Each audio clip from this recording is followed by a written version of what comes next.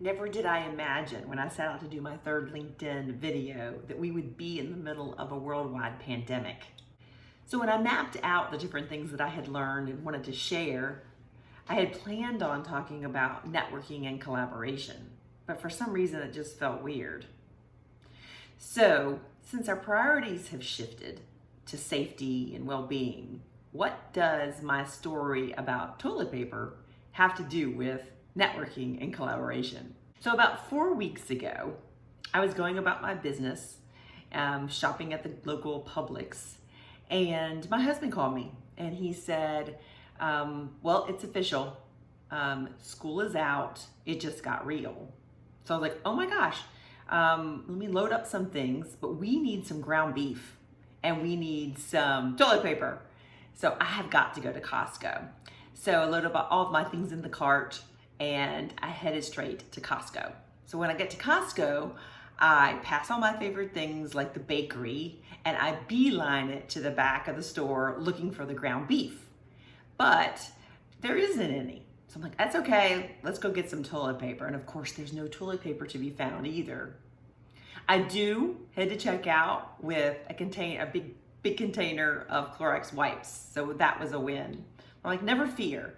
Let me go across the street to Walmart and I'm sure they're gonna have some toilet paper. So I do the same thing, but I have a little bit more pep in my step this time.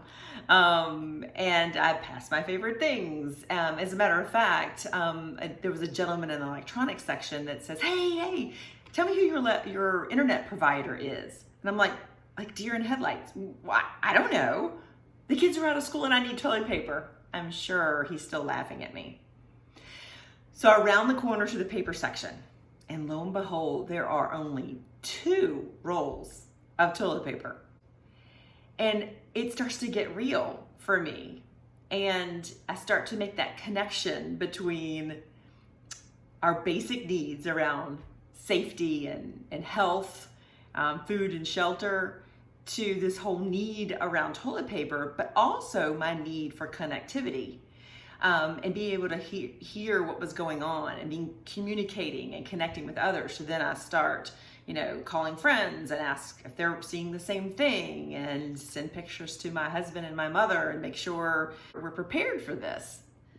So what did toilet paper and networking have in common? Well, first of all, I've never really liked the terminology networking. It always felt like a negative connotation. Like you were trying to get more than you were giving. You were trying to get the business card, get the meeting, get the referral, make the connection. For somebody like myself who does truly wake up in the morning, excited about connecting and communicating with others, I learned early in my career that when I was looking for mentors and advisors, which I've had some amazing, and I continue to have some amazing advisors, that it always felt like when I left the meeting that it was one-sided because I learned so much from them.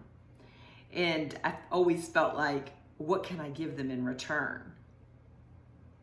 And that's what building a network is. I think of it as one step above Maslow's hierarchy of needs, food and shelter and toilet paper. And we move into the psychological needs where we want to make that connectivity with others. So both gives us a sense of safety and security, and we're wired for the basics. So right up there with those needs are this whole ability to learn from each other and connect with each other. So even though we're in uncertain times, I know that the basics of networking and communicating and connecting with others hasn't changed. And if anything, it's even more important than it's ever been before. So lead with giving. We're hardwired to give. So figure out what your area of expertise is, communicate that out to the world, and reach out to people with no strings attached. And you'll be amazed to find out how many people will take you up on your offer. I see so many companies and individuals doing this these days, offering all kinds of webinars and Zoom calls. And I have listened to so many. I have been blown away by the support and the collaboration within the community. Second is learn from each other and share. Pay it forward. With so much learning going on, I kind of feel like the floodgates have just opened up. And I have all of this great information coming towards me. So I've had to actually stop and think about what are my values and vision and what are my goals for myself, so I can be more strategic about my networking efforts or my learning efforts, so that I can be able to think about what are the right things to then share. One of my favorite connection in my trusted network, she's a fellow connector, so if she's listening, she might know who I'm talking about. But I remember her telling me to network with purpose. And at the time, I didn't really understand as much as I do now with so much coming in. How do I purposefully learn so that I can share and pass it forward?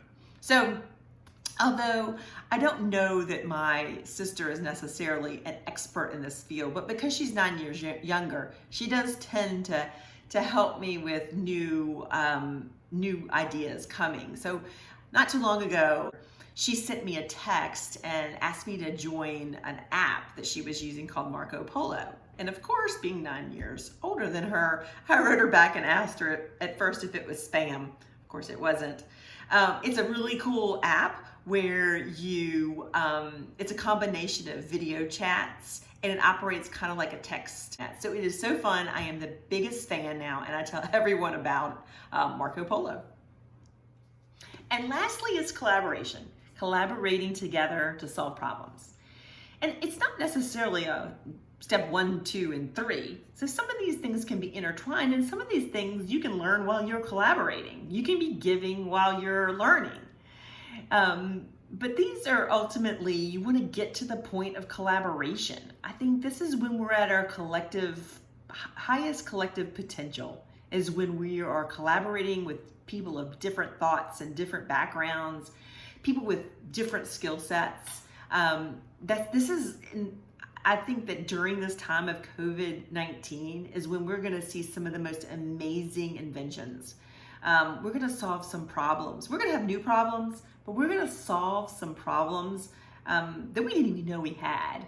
I can't wait to see a renaissance of sorts. I think we might look back on this time as a renaissance of sorts. So while I was networking, I ran across the reciprocity ring. And it is a concept first developed by Dr. Baker and then brought to life in collaboration with a Wharton psychologist, Adam Grant. And the reciprocity ring is built around asking and receiving, or giving and taking.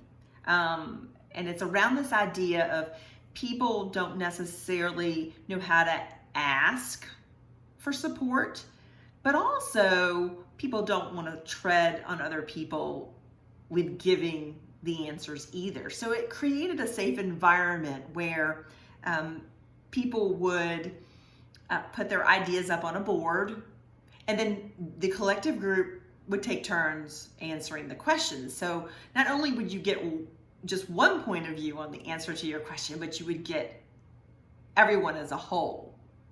So putting all of our heads together. So I love this idea. And so Dr. Baker and Adams have an app or a platform called Gravitas. And I signed up for it recently. I haven't spent a lot of time on it, but it's along those lines. People pose questions and then get collective feedback. Now more than ever, it's time to give, learn from each other, collaborate, and solve some of these problems that we face and the problems we'll face in the future. So I look forward to connecting, and tell me how I can help you. I've always found it a little bit difficult to try and ask that question. How can I help you? Can I help you? So maybe it's a project that you have that you just need to bounce some ideas off of, or you just want a different point of view and you're outside of my area of sales and marketing. I'm always open for connecting. I want to hear your stories and I want to see how I can help.